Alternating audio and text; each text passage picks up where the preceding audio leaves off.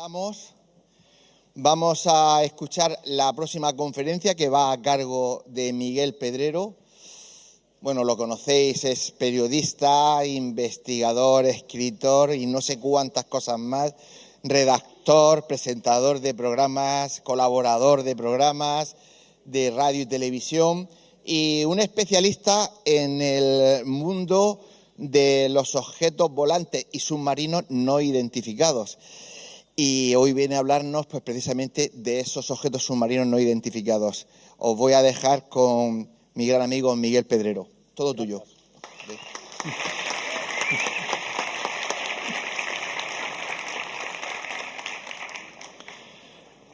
Bueno, en primer lugar, muy buenas a todos. Muchísimas gracias al Ayuntamiento de Murcia y a la organización de este congreso, con Antonio a la cabeza, y sobre todo porque el objetivo de este congreso es muy positivo. Siempre es recaudar dinero para una buena acción. Así que muchísimas gracias a todos. Bueno, veo en primera fila a Juanjo Benítez con la libreta abierta para tomar notas de lo que yo voy a decir. Me río porque muchos de los casos los conoce muy bien, los que voy a contar. Porque yo tengo una maldición y es que me suele suceder habitualmente cuando hablo con alguien que ha vivido alguna experiencia ovni, sobre todo si es militar, siempre me dicen, hombre, pues es la primera vez que le cuento a un periodista esto. Y luego se quedan pensando y dicen, ay, no. Dice, creo que como hace 15 años o 20 años vino el hombre este, el de los caballos de Troya, ¿no? Me da mucha rabia porque siempre soy el segundo, ¿no? Bueno, sabéis que ahora los ovnis no se llaman ovnis, no se llaman UFOs, sino que se llaman UAPs, que es el acrónimo en inglés de fenómeno anómalo no identificado. Ya no hablan de fenómeno aéreo, los militares del Pentágono hablan de fenómeno anómalo no identificado, sin especificar si es en el aire, si es en el espacio, si es a ras de tierra o es bajo las aguas. Y, de hecho, el Departamento del Pentágono, que depende de la oficina del secretario de Defensa de los Estados Unidos, que se encarga de investigar el fenómeno OVNI, se llama, atención porque el nombre es muy interesante, Oficina de Resolución de Anomalías en todos los dominios. Repito, Oficina de Resolución de Anomalías en todos los dominios. ¿Qué quiere decir en todos los dominios?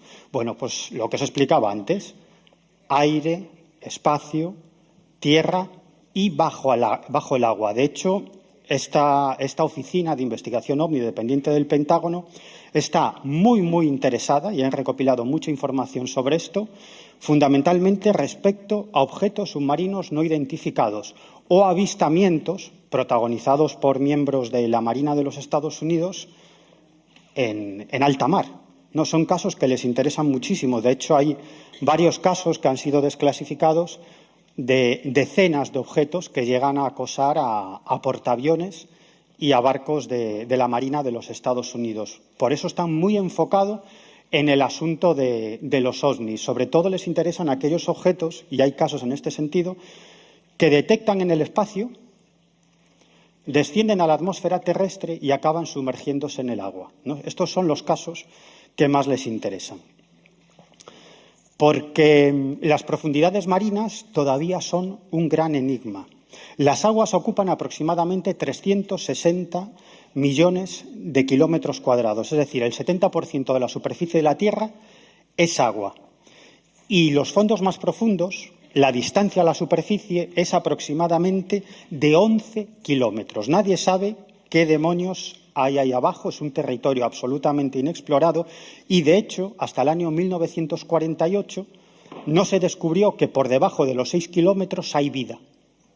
Hasta entonces se creía que ahí abajo no hay vida y luego se descubrió que hay mucha vida con formas muy extrañas, ¿no? De hecho, hay registros de avistamientos de extraños animales de grandes dimensiones que todavía ningún biólogo marino, ningún zoólogo ha logrado identificar y que habitan en esas profundidades marinas.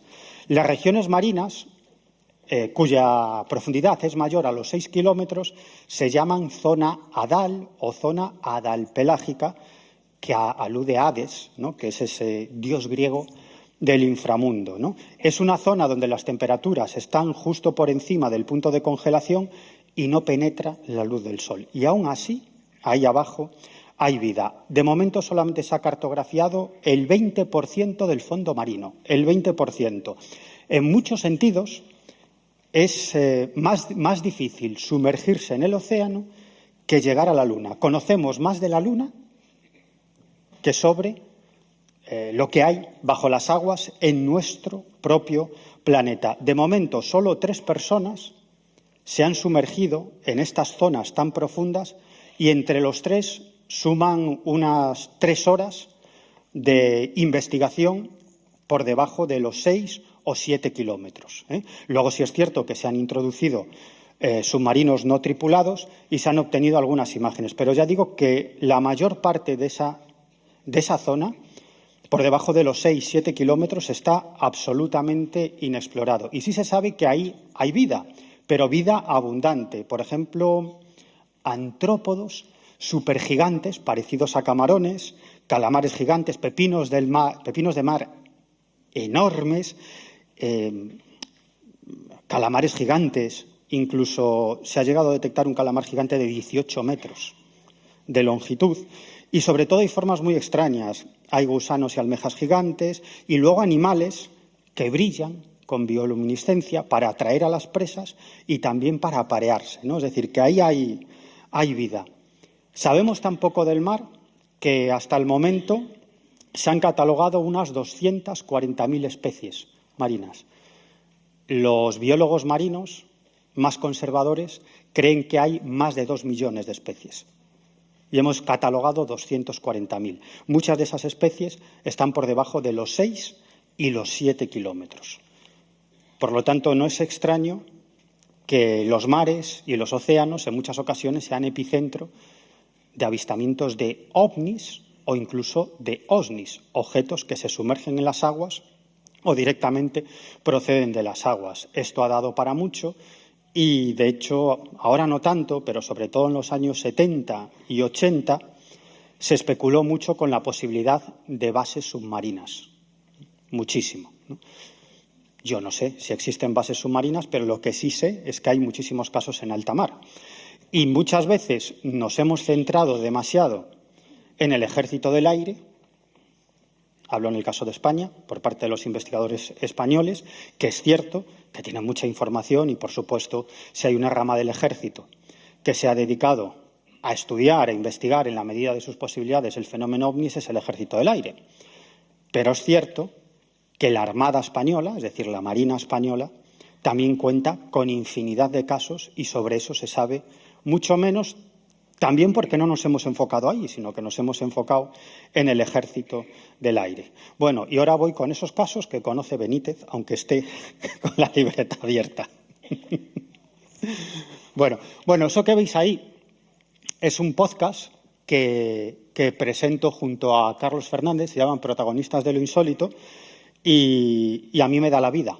Porque lo que hacemos en este podcast es que los protagonistas no son ni periodistas, ni historiadores, ni investigadores, sino que son los propios protagonistas de toda clase de fenómenos anómalos. Por aquí han pasado pilotos, guardias civiles, militares, fontaneros, policías, todo tipo de personas que os podáis imaginar. Nos centramos mucho en el fenómeno ovni, pero también en otros muchos fenómenos anómalos, en todo lo que os podáis imaginar. Y entonces lo que hacemos es ir con nuestra emisora de radio a cuestas, a cualquier lugar de España, para grabar a los protagonistas de esas historias y seguir la pista de esos casos, ¿no? Muchos de los casos que voy a contar están ahí, en Protagonistas de lo Insólito, que tenemos infinidad de programas, ya es la 3ª temporada. Ahí tenéis mi mail de contacto, un teléfono, a través del cual os podéis comunicar conmigo por mensaje de WhatsApp, de audio o de texto. De todas formas, al final, como siempre, haré un llamamiento por si alguno de vosotros ha vivido alguna experiencia anómala, no tiene por qué ser relacionada con el fenómeno ovni, para que os pongáis en contacto conmigo, me asaltéis y os tomaré el número de teléfono, ¿vale? Pues venga, vamos ya con las historias. OSNIs, objetos submarinos no identificados, bases extraterrestres en nuestros océanos. Bueno, esto es lo que os explicaba antes. Bueno, vamos con el primer caso. Este hombre se llama Francisco Rodríguez. es uno de esos casos que os he contado. Me reuní con él, bueno, no hace demasiado tiempo, y el hombre me dice, yo es que esto, dices que nunca lo he contado, ¿no? Y digo, oh, qué bien, qué bien. Y cuando estábamos terminando me dice, oye, ahora que estoy recordando, sí que vino el señor ese del caballo de Troya a hablar conmigo. Bueno, pues Francisco Rodríguez, oficial de la Armada, a él en el año 1973, en diciembre de 1973, cuando teóricamente la banda terrorista ETA asesina a Carrero Blanco, porque sobre eso habría muchísimo que hablar, en realidad ellos fueron los ejecutores, pero detrás estaba la mano de un servicio secreto extranjero, concretamente la CIA, y como telón de fondo la construcción de la bomba atómica española, ¿no? Pero bueno, esa es otra historia. Bueno, el caso es que Carrero Blanco es asesinado con una bomba, y a este hombre y a sus compañeros los ordenan patrullar por el Sáhara, ¿no? A bordo de una fragata, la fragata Júpiter. Y ahí estuvo 2 años, ¿no? Por lo general me contaba que navegaban a unas 3 millas de costa y fundamentalmente se dedicaban a dar cobertura a los barcos de pesca españoles y sobre todo evitar que pesqueros de otros países faenaran en lo que entonces eran aguas españolas, ¿no? Porque ellos estaban faenando por lo que era el Sáhara español. Bueno, pues en una de esas ocasiones ellos navegaban a la altura aproximadamente del Cabo Bojador, en la costa norte del Sáhara español, y él era el jefe de máquinas, ¿no? Pero bueno, me decía que ahí abajo se aburría muchísimo, entonces de vez en cuando subía a cubierta y hablaba allí con los compañeros que se encontraban allí, sobre todo los encargados de vigilar, ¿no? el horizonte con unos prismáticos, los serviolas, ¿no? Y bueno, allí se subía, charlaban de sus cosas, y en una de esas, uno de los serviolas, que estaba en cubierta con sus prismáticos, detecta 2 luces muy extrañas a babor. En total estaban 6 personas en ese momento sobre la cubierta del barco. Eran unas luces de color verde fosforescente, a que ellos les llamó mucho la atención, y estaban estáticas, total, que se quedaron allí discutiendo qué demonios sería eso, ¿no? ¿Qué será eso? Pues yo no lo sé, pues no sé, no parece que sean helicópteros, además están ahí parados.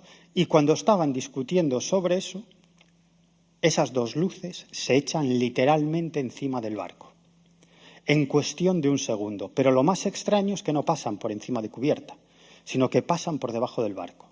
Se sumergen y a toda velocidad pasan por debajo del barco. Bueno, una de las luces pasa por debajo del barco y otra por debajo de las aguas, pero no llega a cruzar por debajo, ¿no?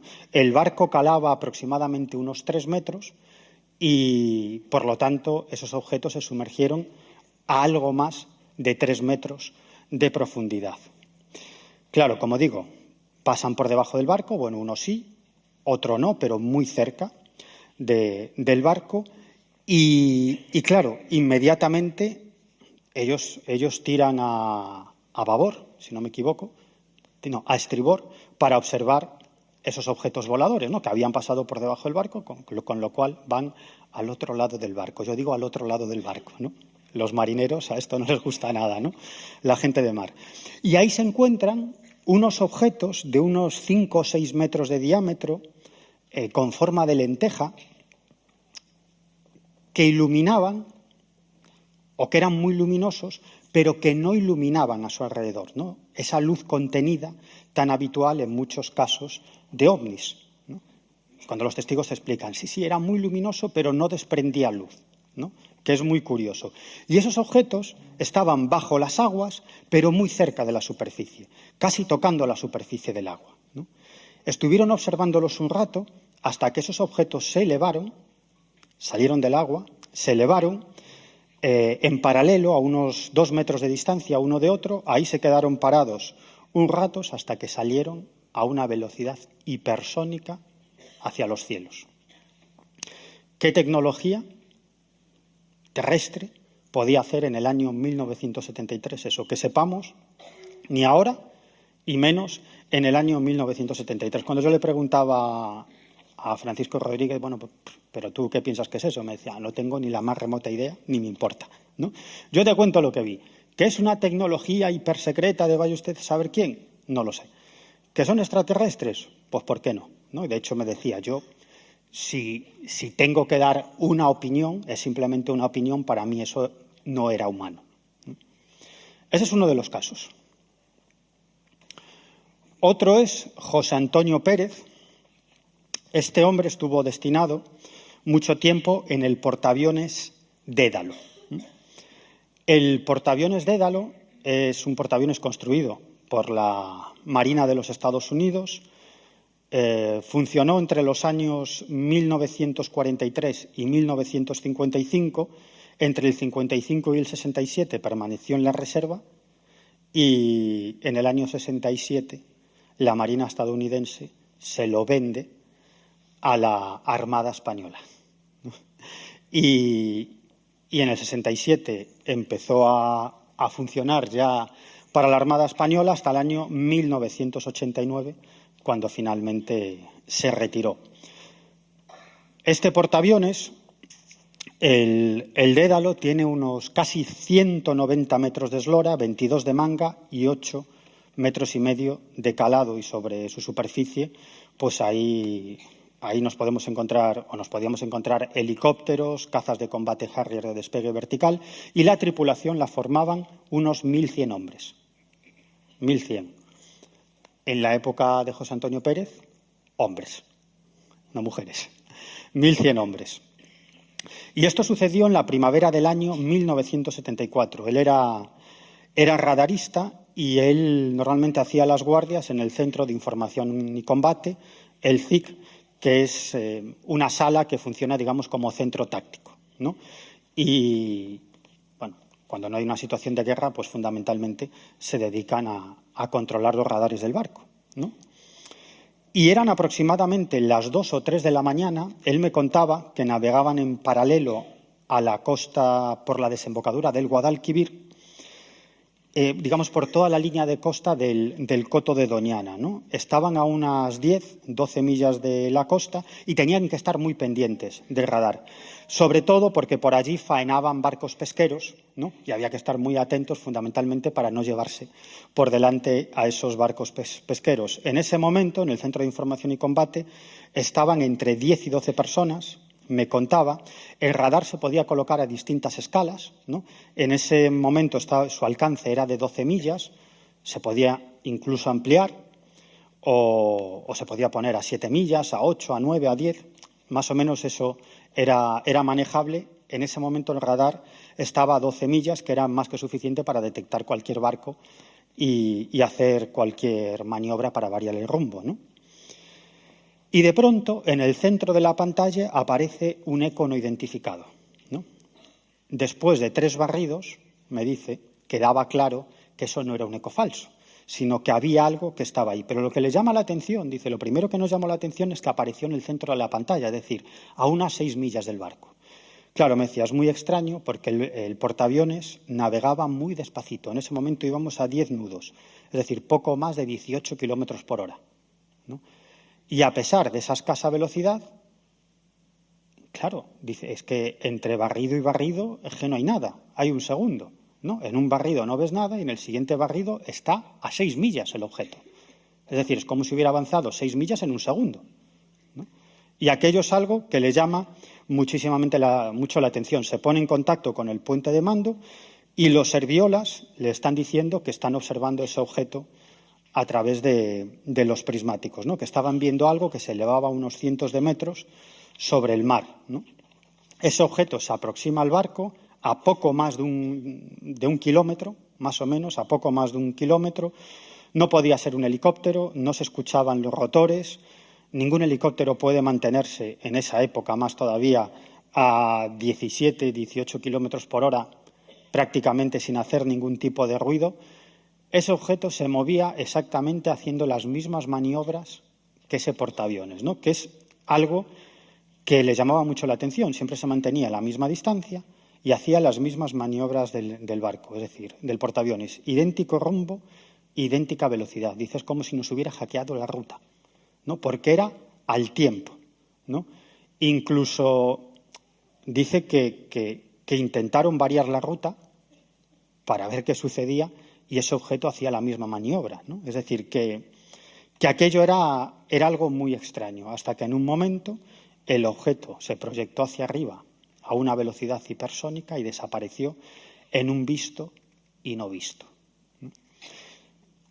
Esto sucede en muchas ocasiones, ¿no? Que estos objetos voladores realizan unas maniobras imposibles, ¿no? Imposibles, y sobre todo parece que lo que quieren dejar claro es estamos aquí y tenemos una tecnología muy superior a todo lo que os podáis imaginar, ¿no? Porque en muchas ocasiones desaparecen así, velocidad hipersónica, y han desaparecido. Bueno, otro caso que conoce muy bien Juanjo Benítez. Este caso no es muy espectacular, pero os lo traigo como anécdota para que os hagáis una idea de cómo funcionaba el ejército en los años 70, ¿no? Ahora ha cambiado un poco. Ese señor que veis ahí, con ese idiota que está a su derecha, se llama Manuel Audije. El idiota soy yo. Él en el año 1981 navegaba en un submarino, el submarino Tonina S-62 de la Armada Española, navegaba por aguas gaditanas y ahí vivió una experiencia muy extraña. Bueno, Audije mantenía cierto contacto en la época con Juanjo Benítez, porque él tenía un cierto interés en el fenómeno ovni. Cuando vive esta experiencia, se lo cuenta a Juanjo. Juanjo lo publica, no me acuerdo en qué periódico, no lo sé.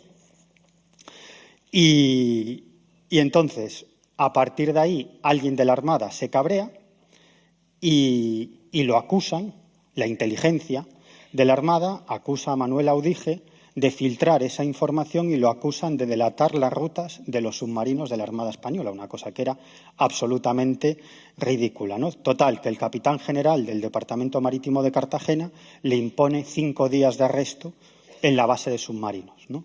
Es que conozcamos el primer militar español arrestado por contar un caso ovni, ¿no? Bueno, fue un arresto de aquella manera, ¿no? Porque él estaba en un cuarto, no estaba en una prisión ni en un calabozo, sino que él estaba en un cuarto y allí estuvo pues, comiendo y durmiendo 5 días hasta que lo soltaron. Pero eso le cabreó mucho y a partir de ahí mantuvo algunos enfrentamientos con sus jefes, ¿no? Ahora lo cuenta divertido, ¿no?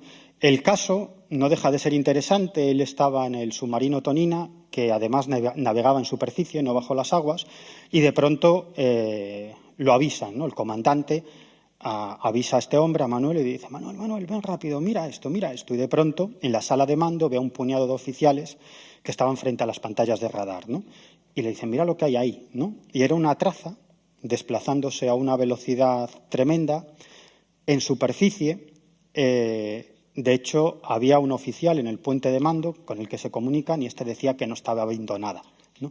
Que no estaba viendo nada, pero esa traza continuaba y estaba pasando muy cerca de donde ellos estaban, en una trayectoria rectilínea, hasta que se salió de la pantalla de radar y se perdió. Pero como podéis comprobar, pues bueno, el caso es interesante fundamentalmente por las consecuencias, ¿no?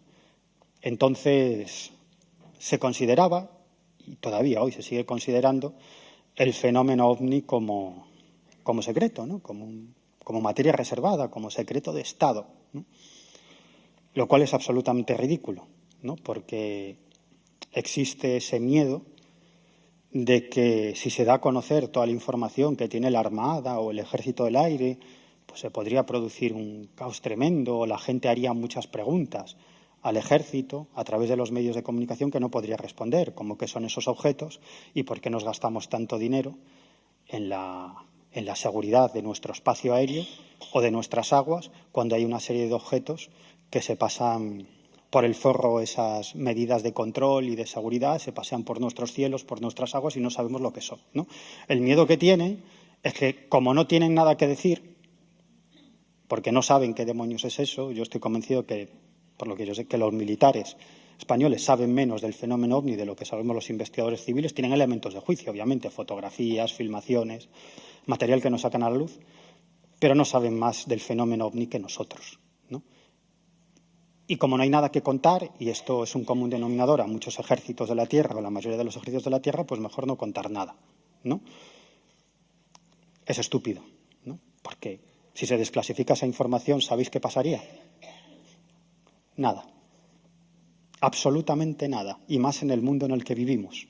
Bueno, a lo mejor algunos informativos, abrirían los informativos. No creo que los medios de comunicación le prestaran demasiada atención, sobre todo los medios de comunicación del mainstream, ¿no?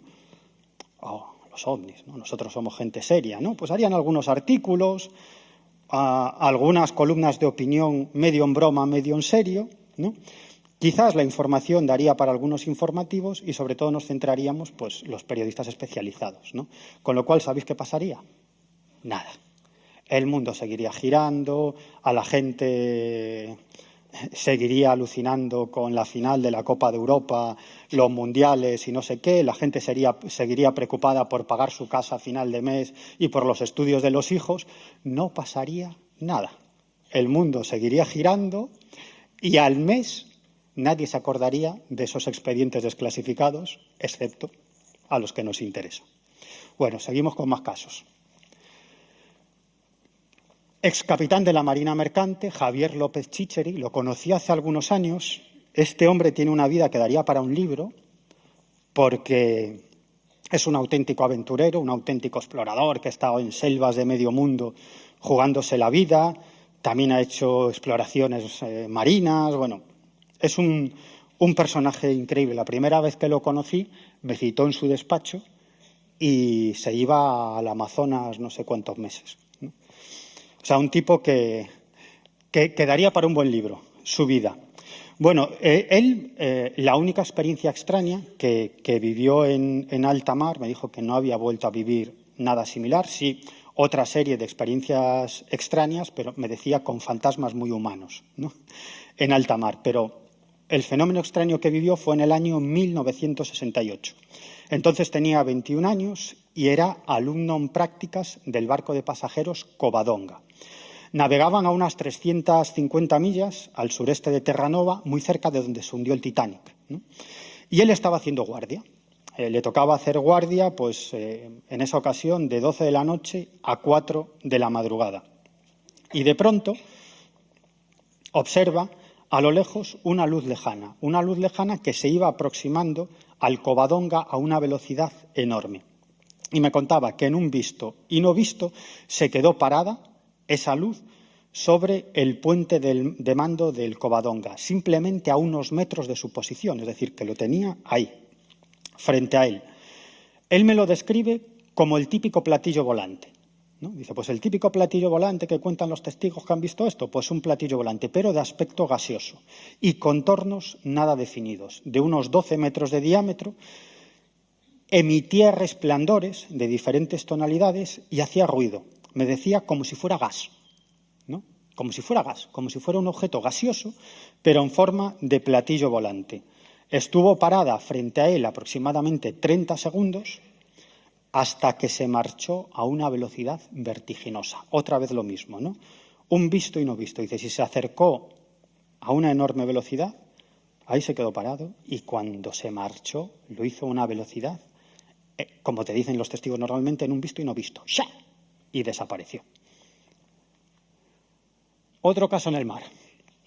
Este es un marinero, Joaquín Bamio, un hombre de mar, un lobo de mar, de toda la vida, que para que nos contara esta historia costó Dios y ayuda, porque él tenía miedo de que se metieran con él, se rieran de él. Era muy reticente a contar esta historia, porque además es extrañísima, ya veréis. Ocurrió en septiembre del año 1994 al sur de las Islas Cíes, en Pontevedra. Él es pescador de jureles y estaba por esa zona de las Cíes a las 11 de la noche, aproximadamente 11 de la noche. Y él dice que de pronto siente algo por la espalda, algo muy extraño, y pierde el conocimiento. Vuelve en sí y de pronto se da cuenta que el motor del barco está parado. Pero inmediatamente el motor arranca solo. Aquello le sorprendió muchísimo. Dice, pierdo el conocimiento, vuelvo en mí, El motor del barco está parado y de pronto vuelve a arrancar.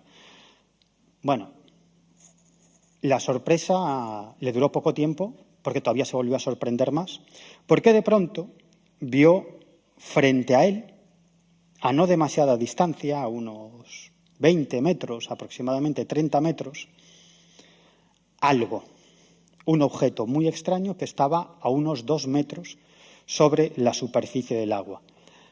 2 metros o menos, porque decía que las olas batían en ese objeto. Era un objeto de color negro plateado,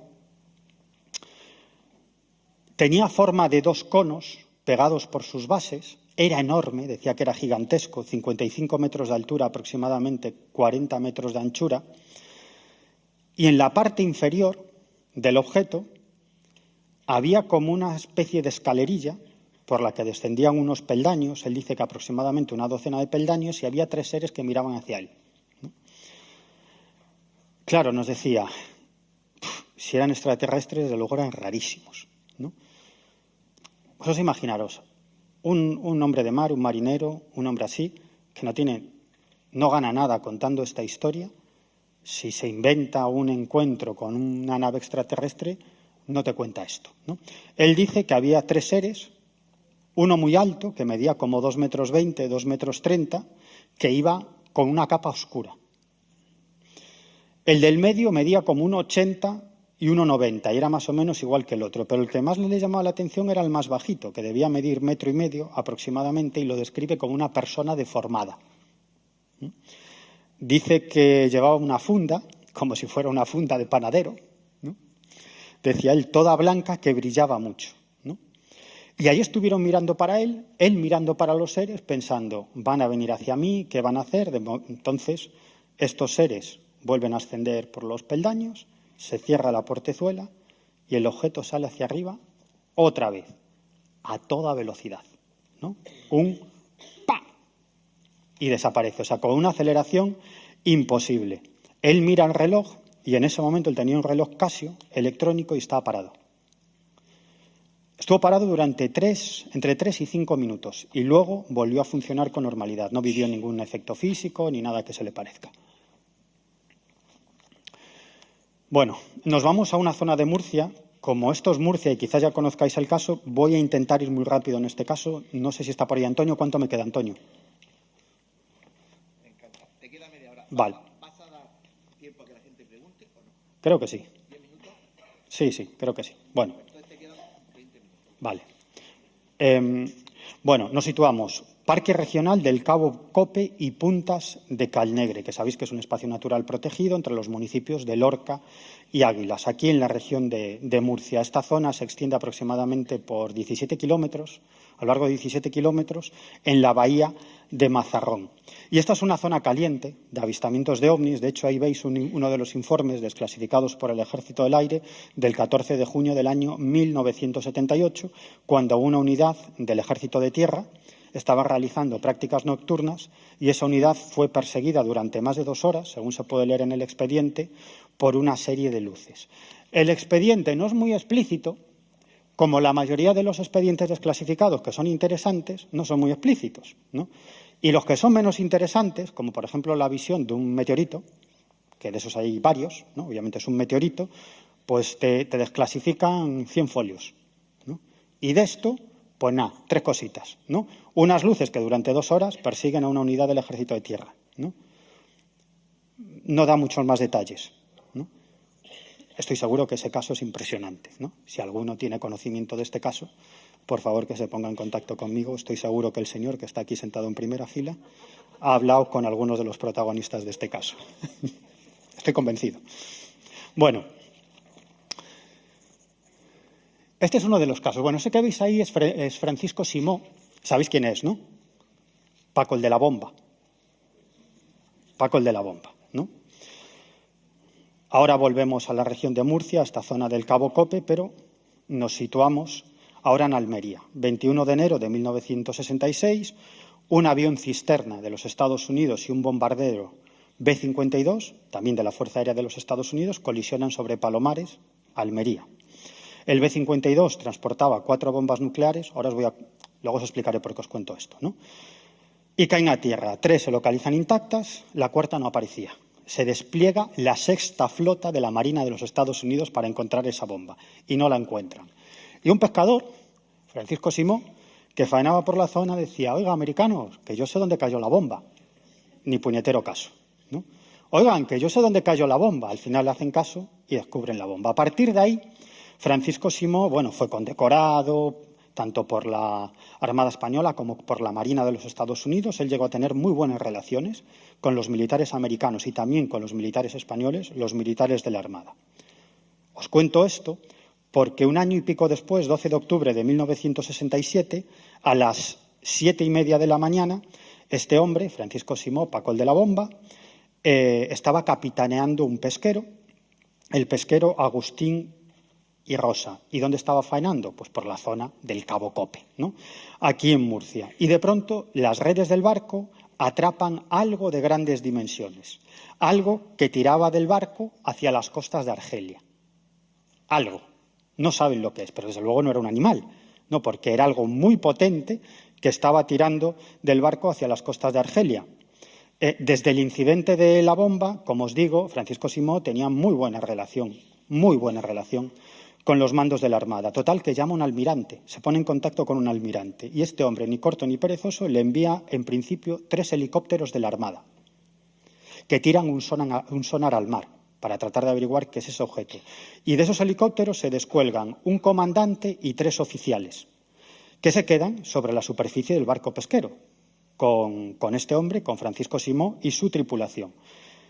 Pero es que salen en misión de interceptación de este extraño objeto 3 barcos de guerra de la Armada Española, un remolcador y un submarino. Y aproximadamente cuando los navíos se encontraban a unas 2 millas de donde estaba el barco de Francisco Simó y ese objeto que tiraba del barco hacia las costas de Argelia, lo que fuera dio un fuerte tirón y desapareció a toda velocidad bajo las aguas. Total, el barco llega a puerto, escoltado por esos barcos de la Armada, los helicópteros, el submarino, ¿no? Y ahí inspeccionan las redes, ¿no? Y descubren que las redes habían sido cortadas con algún tipo de objeto tipo cuchilla, que eso no era de un animal, es como si fuera una cuchilla que hubiera roto esas redes. Y de hecho los militares le dijeron a Francisco que efectivamente el sonar había localizado un extraño objeto bajo las aguas, pero no le dieron más detalles y le dijeron que no debía comentar absolutamente nada, ¿no? Bueno, ahí lo veis, ¿no? Recibiendo pues uno de los homenajes por encontrar la bomba. Y nos vamos al siguiente caso. Madrugada del 14 al 15 de junio del año 2000, el que veis ahí es un buen amigo, muy buen amigo, es el guardia civil ya retirado, Juan Soler. Él y otro miembro de la Guardia Civil formaban una patrulla. Ellos estaban vigilando la costa que va desde Cabo Tiñoso hasta Cabo Cope, vigilando fundamentalmente cargamentos de drogas, ¿no? Desembarcos de drogas. Entonces lo que hacían en ocasiones es meterse con el coche patrulla de la Guardia Civil por un camino de tierra bastante peligroso, porque tenían que hacerlo por la noche y sin encender las luces del coche para no llamar la atención. Yo he estado en la zona con él y os aseguro que es bastante peligroso pasar por ahí con el coche de noche. O sea, realmente se la estaban jugando, ¿no? Porque corrían el peligro de despeñarse, ¿no? Finalmente alcanzaron una zona que se llama Puntas del Cal Negre, donde hay una visibilidad extraordinaria de la zona del Cabo Cope y de las playas para controlar esos posibles desembarcos de drogas. Eran las 2 menos 20 de la mañana, cuando de pronto, sobre el cabezo del Cabo Cope, observan un balón de rugby gigantesco. Así me lo describen, ¿no? Un balón de rugby luminoso. Aquello empieza a desplazarse hacia ellos, hacia Juan Soler y su compañero, que estaban allí de guardia. Esto les llama mucho la atención. La luz llega a reflejarse en el mar. A través del radioteléfono intentan comunicarse con la central operativa de Murcia, de la Guardia Civil, pero no funcionaba. Comprueba si se ha desconectado la batería estaba bien, la radio del coche tampoco funciona, ni en onda media ni en frecuencia modulada. El objeto llega a situarse a unos 100 metros de su posición. De hecho, piensan que se va a estampar con un monte que tienen detrás, porque iba hacia el monte en trayectoria de colisión. Con un visor nocturno que llevaban, observan que dentro del objeto hay algo que se mueve, pero el objeto está envuelto por una especie de cortinilla de niebla que les impide observar con claridad sobre todo lo que hay en el interior del objeto. Ahí había algo negro que se movía. No me sabe decir si podía ser algún tipo de ser o algo, había algo negro que se movía. Se trataba de un balón de rugby, como digo, de unos 4 metros de altura y unos 3 o 4 también de anchura, que no iba en línea recta, sino que zigzagueaba, ¿no? Daba la impresión de que estaba buscando algo. Y cuando pensaban que se iba a estrellar contra el monte, empezó a retroceder, desplazándose un tanto hacia la derecha, y se coloca a unos 150 metros de distancia donde ellos estaban, es decir, estuvo muy cerca de ellos, casi impactando contra el monte, vuelve hacia atrás, llega hacia el mar, ¿no?, más o menos cerca de la costa, y de pronto observan que del mar surge una especie de mini submarino. Una especie de mini submarino. Y sobre ese mini submarino había 6 o 7 figuras de un color naranja reflectante que empiezan a hacer señales al objeto volador, ¿no?, a ese balón de rugby. ¿Sabéis qué cosa más ridícula, ¿no? Decía, pues unos tipos ahí, sobre ese submarino, moviendo las manos, ¿no?, ahí, y el objeto volador sobre este mini submarino. Empieza a descender, descender, descender y se acopla a ese mini submarino. Y yo digo, ¿y los tipos que estaban ahí encima qué hicieron? Y dice, no tengo ni idea. No me pregunte si los aplastó, si se metieron para adentro. La cosa es que se acopló. Total, que ya tanto el mini submarino como el objeto se transforman en un solo objeto que comienza a ascender y desplazarse hacia Cabo Tiñoso. Total, que enseguida arrancan el coche y tiran hacia el poblado de Puntas del Calnegre, porque claro, como no funcionaba el radioteléfono, pues dicen, vamos a llamar por teléfono, ¿no?, a ver qué demonios pasa, ¿no?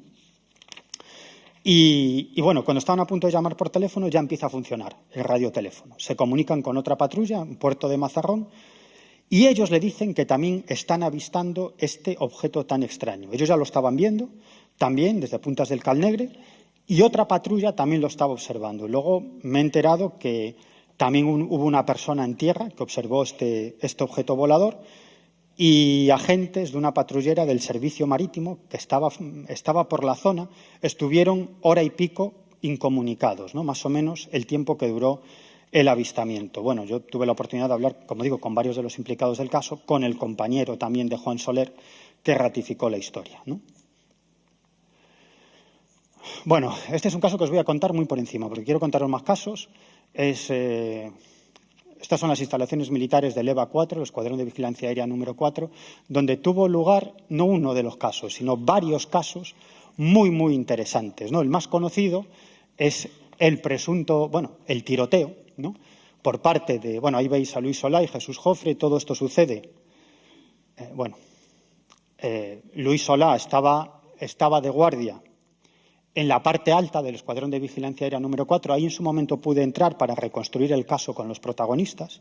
Dentro del Escuadrón de Vigilancia Aérea número 4, el caso es que la persona que estaba de guardia, Luis Solá, que veis aquí, observa un extraño objeto sobre las antenas de microondas del radar, un objeto en forma de lenteja con una especie de ventanillas a su alrededor, objeto que realiza una serie de movimientos extraños, avisa al resto de sus compañeros que estaban en la zona descansando, ¿no?, muy cerca de las caneras. Pues ahí tenían un edificio donde descansaban antes de hacer guardia. Todos sus compañeros ven ese objeto, ven cómo el objeto se aleja y el caso es que este hombre, Jesús Jofre, Jesús Jofre y Anselmo Pi, al que también tuve la oportunidad de entrevistar hace algún tiempo, Anselmo Pi, eran los dos protagonistas, pues toman un perro de vigilancia, fiero, el más fiero, y se van hacia la zona donde estaba ese objeto volador y allí aparentemente se encuentran un humanoide contra el que disparan, ¿no? Es Anselmo Pi el que iba detrás, el que, presa del pánico, comienza a disparar y su compañero, en este caso un CEDME, su compañero llevaba una pistola que iba delante y también comienza a disparar. He de decir que las versiones de ambos son contradictorias, porque Jesús Jofre cuenta que vieron un humanoide frente a ellos y dispararon. Sin embargo, Anselmo Pi lo que cuenta es que él no vio ningún humanoide, que escuchó unos sonidos, se puso muy nervioso, después de haber visto ese objeto, eran chavales de 18, 19 años, y entonces, pues presa del pánico, disparó. Pero él dice que no hubo humanoide ni nada que se le parezca, y es contradictoria la versión. Bueno, es que no quiero entrar porque, bueno, es un caso muy complejo. Este no es el caso más interesante, ¿no? A pesar de que hubo mucha polémica, ¿no? Porque a mí lo que me relató Anselmo Pi tiene bastante sentido, ¿no? Él me dice que probablemente escucharon los sonidos de algún animal en el exterior, se puso nervioso y dispararon, ¿no? Esto se vendió como un tiroteo a un humanoide, cuidado, ¿no?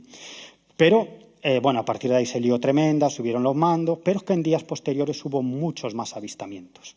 Incluso objetos que entraron dentro de las instalaciones del EVA 4. De hecho, en una de las ocasiones que Anselmo Pi y otros militares estaban de guardia, en la zona baja del EVA 4, observaron unas luces que estaban muy cerca del centro de control, de los radares, ¿no? Donde están las antenas que recogen la señal de microondas. Ahí están normalmente la sala de control, ahí están los controladores aéreos militares, los radaristas, pues por detrás de esas bolas, en el interior de la base, descendían dos objetos voladores enormes, muy luminosos. Total, que llaman al centro de control y dicen, ¿estáis detectando algo? Dicen, pues no. Dice, pues salir a la ventana que tenéis una sorpresa, ¿no? Imaginaros la que se lió, ¿no? En días posteriores entran otros objetos dentro de la base que son perseguidos por varios cazas militares. Bueno, pasan muchísimas cosas. Lo interesante es que mientras Anselmo Pi y Jesús Jofre estaban disparando a lo que fuera, ¿no? Presa del pánico, Luis Solá y sus compañeros, que estaban ahí esperando después de haber observado ese objeto, ven como algo, un objeto negro de color esférico, se introduce en las aguas. Lo ven en el cielo, se introduce en las aguas, se sumerge en las aguas y en el momento de sumergirse pega un destello, ¿no? Que hace que Luis Solá y algunos otros compañeros queden afectados, ¿no? Y tienen que recibir atención médica por problemas de visión, ¿no? Lo interesante es que me contaban que los pescadores llamaban constantemente al Escuadrón de Vigilancia Aérea número 4 diciéndoles que, por favor, que pararan de probar sus aparatos que se sumergían en las aguas porque les estaban espantando la pesca, ¿no? Y estos me decían, coño, si no somos nosotros, ¿no? Bueno, hay otro caso, en el 91, desclasificado por el Ejército del Aire, un ovni sobre el Escuadrón de Vigilancia Aérea número 4, ¿no? ¿Sabéis qué es eso? Bueno, os lo digo aquí. Isla de Pascua. El volcán Ranucao, que es epicentro de encuentros con objetos submarinos no identificados. En este volcán se encuentra la aldea ceremonial de Orongo, ¿no? En Isla de Pascua, ¿no? Bueno, ahí, como veis, en este volcán Ranucao se puede contemplar un cráter. Es en realidad una caldera volcánica de aproximadamente 1,5 kilómetros de diámetro que tiene una laguna en su interior de unos 200 y pico metros de profundidad. Y, de hecho, en esa laguna pues hay unas pequeñas islas de totora, hay abundante vegetación y microfauna. Y, como digo, ahí está la aldea ceremonial de Orongo. Yo la primera vez que llego a Isla de Pascua, descendemos del avión después de un vuelo de 36 horas, haciendo escalas por ahí. Íbamos muy cansados y dijimos, bueno, pues en vez de descansar nos vamos a la aldea ceremonial de Orongo, ¿no? Donde se hacía el ritual del hombre pájaro, bueno, todo esto. Y llegamos ahí, pues nada, pues ahí hay un guía oficial que trabaja allí y, pues, como cualquier turista que llega allí, pues te enseña aquello y te cuenta un poco las historias, ¿no? Y cuando termina el recorrido yo digo, oiga, perdone, digo, ¿le podría hacer una pregunta? No tiene nada que ver con lo que nos ha contado. Y los que iban conmigo ya se dieron la media vuelta, ¿no? Dijeron, este ya le va a preguntar, va a hacer el ridículo y le va a preguntar por ovnis, ¿no? Pero digo, bueno, ya que estoy aquí, pues le pregunto, ¿no? Y le digo, oiga, digo, ¿y usted alguna vez ha visto por aquí algún tipo de luces extrañas en los cielos? Y se queda pensando y dice, luces extrañas, dice. No, dice, así que me acuerde de luces extrañas, no. Ahora, ovnis, un mogollón. Y digo, ¿cómo? Dice, sí, dice, ¡buah! Dice, si salen del cráter, suben, entran en el cráter, las vemos sobre el mar, entran en el mar, y dice, ¡buah! Si aquí viene la gente a acampar para ver los ovnis, ¿no? Y digo, madre mía. Digo, ¿y conoce usted a alguien? Dice, aquí lo ha visto todo el mundo, hombre. Bueno, a partir de ahí dejaron de interesarme ya los moais, ¿no? Ya me parecía ya una pérdida de tiempo ver los moais, yo lo que quería es que me contaran casos, ¿no? Y bueno, me contaron muchos casos, ¿no? Robin Tepano, que iba desde Valparaíso, Chile, a Isla de Pascua, en barco, tardó 2 días en llegar y, bueno, él pudo observar cómo 2 objetos luminosos salieron del mar y se alejaron a toda velocidad.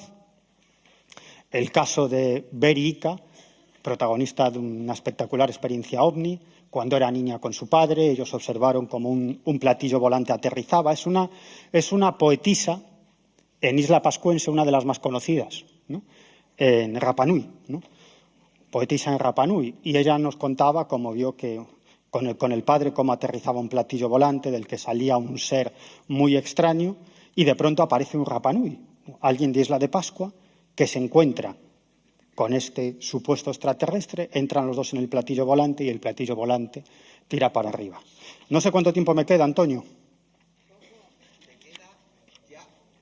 Prácticamente 1 minuto y empezamos las preguntas. Vale, pues déjame, en 2 lo cuento. Año 1902, déjame 2 minutos. Año 1979 al 82. Esto es el pantano del Atazar, en Madrid, ¿no? Es uno de los pantanos de la Comunidad de Madrid, uno de los más grandes. Entre el 79 y el 82, unos jóvenes acampaban en las cercanías del pantano del Atazar porque varias personas les habían informado que ahí se veían ovnis, que se sumergían en las aguas. Total, que están 3 años acampando todos los fines de semana hasta que, bueno, pues unos echan novia, el otro no sé qué, y aquello se acaba, ¿no? Yo tuve la oportunidad de reunir a estos jóvenes, me costó porque no querían saber nada del tema, hace algunos años, y que recordaran esta historia, ¿no? Y ellos me decían que vivieron de todo, ¿no?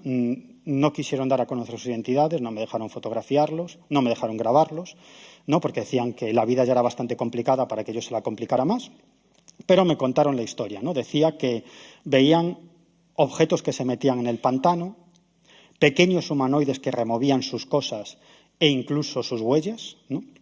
Vivieron mucho, incluso objetos que se metían dentro de las aguas y les hacían señales y esos objetos respondían, ¿no? Como os lo digo, y hasta que una noche uno de ellos, que ya estaba harto de que no tenían la respuesta deseada, dice que después de cenar, a eso de las 12 de la noche, dijo, bueno, hizo la cosa más absurda y ridícula y más antiecológica, que es que en una lata de conservas introdujo un papel que decía, si sois de verdad, así, si sois de verdad, os espero a las 12 de la noche. Y tiró la lata al pantano, ¿no? Y se olvidó del asunto, porque pensó, menuda gilipollez que he hecho, ¿no? Total, que cenaron dentro de la tienda y de pronto notan que se hace un silencio absoluto. No hay sonido ambiente, no hay absolutamente nada, ¿no? Como si hiciera el silencio. Los perros de la zona dejaron de ladrar y de pronto una luz enorme inunda todo, ¿no?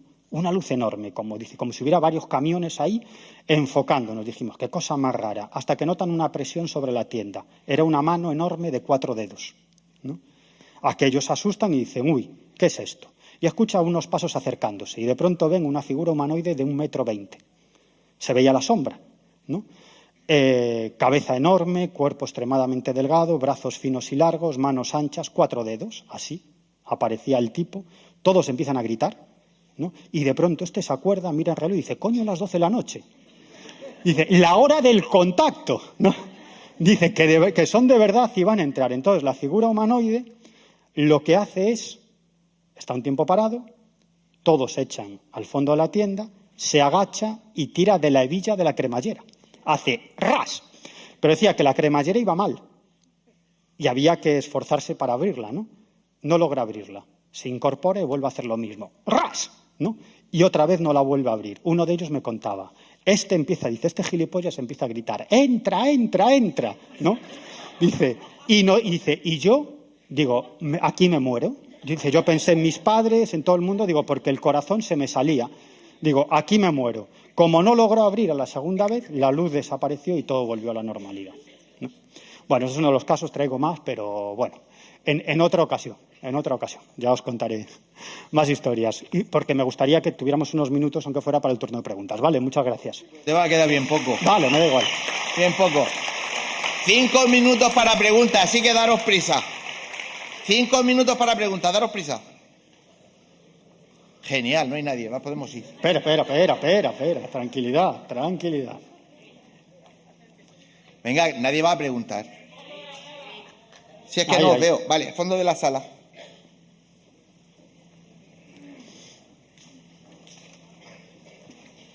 A ver, a ver. Espérate que llegan. Ah, vale. Claro, si es que allí no los vemos. Buenas, enhorabuena por la charla, me ha encantado. Enhorabuena también, Antonio, por este pedazo de congreso que nos estás haciendo disfrutar.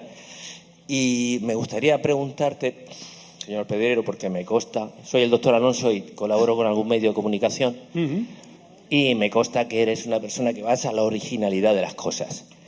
A mí el tema OVNI me encanta, aunque lo mío es el cerebro, pero sí es verdad que me gustaría preguntarte, muchas veces nos hacemos la misma cuestión, es muchísima gente que ve fenómenos, me consta, ya te digo, la sinceridad de la charla, pero cuando preguntas, porque se lo comenté también a Iker, con gente que tiene el alto mando, por así decirlo, o el poder o el conocimiento, se muestran opacos o se muestran totalmente, por así decirlo, ateos en el tema.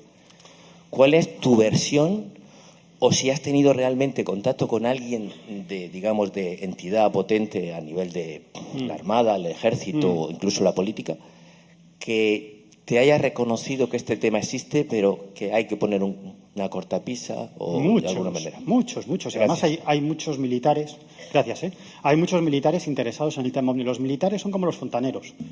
Pues hay algunos que les interesa el tema y otros pasan y ya está. Hay algunos militares que viven experiencias OVNI y que se quedan muy tocados, y hay otros que viven experiencias OVNI y dicen, pues no sé lo que vi, ¿no? Eso pasa lo mismo como cuando se nombra un juez informador, un oficial del Ejército del Aire, para investigar, normalmente desde el Ejército del Aire, para complementar un informe sobre algún caso con implicación militar, ¿no? Pues hay algunos informes que están muy bien porque el oficial se lo toma en serio, y otros que son una mierda porque el oficial se lo quiere quitar de encima, ¿no? Depende, ¿no? Es como todo, pero hay muchos militares muy interesados en el asunto OVNI, y yo con muchos de ellos lo que he recibido también es colaboración, ¿no? Te pasan información y tal, no pueden hablar, en muchos casos no los puedes contar porque dicen, oye, no lo cuentes, ¿no? Porque que no des nombre, y si cuentas el caso, pues los mandos ya van a saber quiénes son, ¿no? Digamos que estas cosas han cambiado un poco, se ha perdido un poco el miedo, ¿no? Pero aún así, normalmente no quieren hablar en muchas ocasiones por no meterse en líos, ¿no? De hecho, hace poco estaba con un capitán del Ejército de Tierra que está muy interesado en el tema OVNI, y me contó un caso que es con filmación que sucedió en un polígono de tiro en España, ¿no? Y me decía, joder, es increíble, yo era al mando, ¿no? Cuando me cuentan la historia voy allí y les digo, oye, pasarme las filmaciones. Me dice, no podemos. No, porque me meto en un lío. Dice, y aquí tal, yo diciendo, pasarme las filmaciones. Dice, no. Bueno, le contaron la historia, más o menos. Estoy tratando de hablar con los protagonistas, pero no quieren. No, porque no quieren meterse en líos, ¿no? Fundamentalmente. Pero, joder, es el propio capitán el que dice, coño, dice, si yo no tengo problemas, si estos quieren hablar, yo te llevo para que hables con ellos, ¿no? Pero no quieren hablar, ¿no? Entonces, bueno, te puedes encontrar absolutamente de todo. ¿Hay tiempo para una última? Una más. Si alguien levanta la mano, como no lo vemos, que lo diga. Eso. ¿Alguien más quiere preguntar o me dejáis? Venga, por allí. Hola. Hola, vale. Hola, Me ha buenas. encantado la charla. Muchas Muy buena. gracias. Y yo quería preguntar por el tema de los hombres pez, Uf, a lo que hace alusión también Javier Sierra en su último libro. sí. Sí. No tengo ni idea. Yo creo que lo de los hombres pez... No tiene nada que ver con el tema. Bueno, a ver, yo te iba a decir Gracias.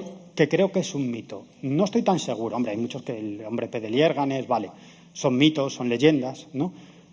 Pero hay casos de avistamientos de seres muy extraños en el agua, ¿no? Entonces, yo no me he encontrado algún caso, ¿no? De seres muy extraños que quién sabe qué demonios son, ¿no? A lo mejor hay algo. Porque en este mundo de las anomalías, no vamos a entrar en esto porque nos llevaría muy lejos, pero yo tengo una visión muy heterodoxa del fenómeno OVNI, ¿no? Yo creo que el fenómeno OVNI es equiparable a otros muchos fenómenos anómalos, ¿no? Que es lo mismo, pero con diferente careta, con diferente atrecho, ¿no? Que es la misma inteligencia, ¿no? Sería muy complicado. Y en el mundo de las anomalías te puedes encontrar de todo. De hecho, el fenómeno OVNI, algo que durante mucho tiempo echó para atrás a los científicos para implicarse en este tema, es que el fenómeno OVNI es absurdo. Es ridículo. Ridículo. No, la mayoría de los casos de encuentros cercanos son del club de la comedia. Todos los científicos dicen, bah, tonterías, ¿no? Supersticiones, cuentos de viejas y una mierda, ¿no? porque no has hecho investigación de campo, ¿no? Pero el elemento absurdo es básico, que además para mí le da credibilidad, porque si alguien se quiere inventar un encuentro cercano con un ovni, pues hace algo muy peliculero, ¿no? Que entre dentro de los cánones de lo esperable en un encuentro cercano. Sin embargo, la mayoría de los casos, y Juanjo puede dar fe de ello, son ridículos. O sea, que aterrice un platillo y te diga a los tipos, ¡ay, hostia, qué es esto! Y les dicen, ¿vamos bien por aquí para Huelva? O tenemos sed, ¿dónde hay una fuente? Tenemos sed, ¿dónde hay una fuente? O sea, imaginaos, ¿no? Muchos de estos casos son ridículos, luego con elementos muy absurdos. El tío que sale del trabajo y se va a casa a ver la final de la Champions, ¿no? Muy rápido, porque quiere llegar, que no llega, y de pronto ve un caminillo de tierra por el que nunca se ha metido y entra. Y ahí se encuentra con ese objeto volador. Bueno, lo de los ovnis y el fútbol daría para otro tema, algún día lo haré. Para otra conferencia que no va a ser esta. 10 segundos solo, 10 segundos, Antonio. Una anécdota para que os reáis un poco, para que terminemos con buen sabor de boca. Sur de Orense, un desembarco ovni, ¿eh? Unos objetos aterrizando en un monte cerca de un pueblo, no voy a decir el pueblo, ¿no? Había unos niños jugando en la calle y flipan, ¿no? Dicen, ¿qué es esto? Y van a ver a sus padres que estaban en el bar viendo un partido de la Champions, un Juventus Real Madrid, ¿no? Y le dice, oye, que están bajando los extraterrestres. ¿Qué? Y dice, niños, iros a tomar por el saco, ¿no? Y los niños siguen jugando. Yo cuando voy y entrevisto a los chavales me cuentan lo que ven. Cuando entrevisto a sus mayores me dicen, sí, cuando salimos y vimos aquello y tal, y allí estaban descendiendo aquellos, no sabíamos qué eran y tal. Dice, pero vamos, lo vimos como 10 minutos. Y digo, ¿por qué? ¿Porque desaparecieron? Dice, no, hombre. Dice, porque fue en el descanso del partido. Salimos, lo vimos y volvimos para la segunda parte, ¿no? Y los únicos que se quedaron allí fueron los chavales, que incluso subieron al monte, ¿no? Y a la mañana siguiente subieron todos emocionados al monte, a nosotros nos llevaron, los mayores decían, los padres decían, bueno, sí, no sabemos. Y el alcalde me decía, hay que joderse. Dice, en este pueblo va a tener lugar el contacto extraterrestre, me decía, y estos cabrones viendo el fútbol. Bueno, ya termino. Lo que os digo, si alguno de vosotros ha vivido algún tipo de fenómeno anómalo o extraño, por favor, asaltadme. No voy a tener mucho tiempo de escuchar vuestras historias, pero os voy a tomar nota, ¿no? Que es lo que me interesa de estas cosas, ¿no? Recopilar casos, historias. No, a mí, que el de Murcia soy yo. Venís a mí. Yo se los paso a Antonio, no os preocupéis, yo se los paso a Antonio. Gracias. Miguel Pedrero.